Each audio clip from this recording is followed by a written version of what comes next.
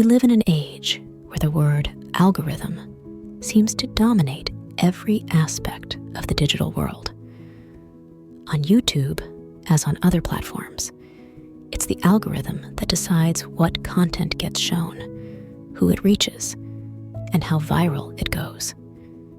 It's an invisible force that influences our work and our perception of success. Yet the algorithm isn't an enemy. It's simply a structure that responds to signals.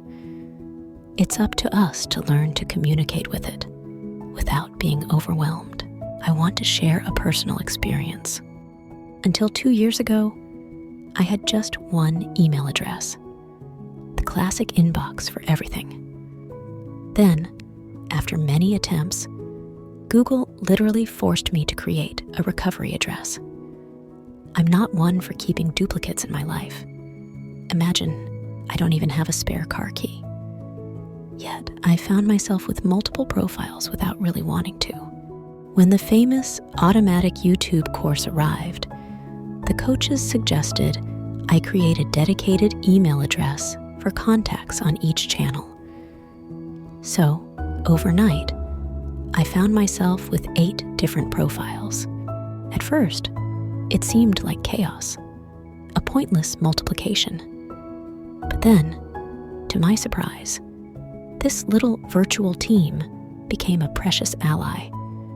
Each of my profiles almost took on a life of its own. I feel like 3 postmen, 3 helpers, 3 traveling companions who share tasks and lighten my load. And you know what the best part is? This virtual world has begun to fill an ancient void. My childhood without friends, without playmates. Today, through these digital identities, I have fun like perhaps I never did as a child.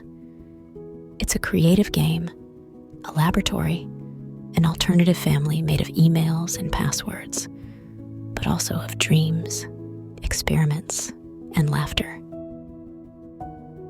And so I understood something important. The algorithm is there to serve, not to command. We mustn't be slaves to its numbers, but learn to tame it by bringing it into our own playing field. How then can we work with the algorithm without losing authenticity? Consistency, not obsession. The algorithm loves consistency, but we mustn't become content machines. Better to have fewer videos, but authentic ones. Mutual listening.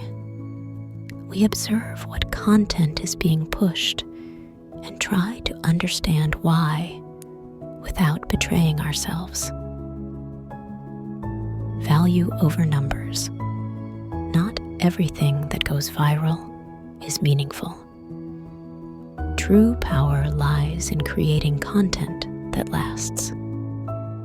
Creativity as play. When we transform the algorithm into a companion on our adventures, we stop being subjected to it and start dancing with it. Ultimately, the algorithm is nothing more than a reflex. It shows us how true we can remain to ourselves in a world that always demands more. And maybe the right question to ask ourselves is not, how can I make the algorithm like me? But how can I use the algorithm to spread what really matters to me? And the answer for me is simple. With authenticity,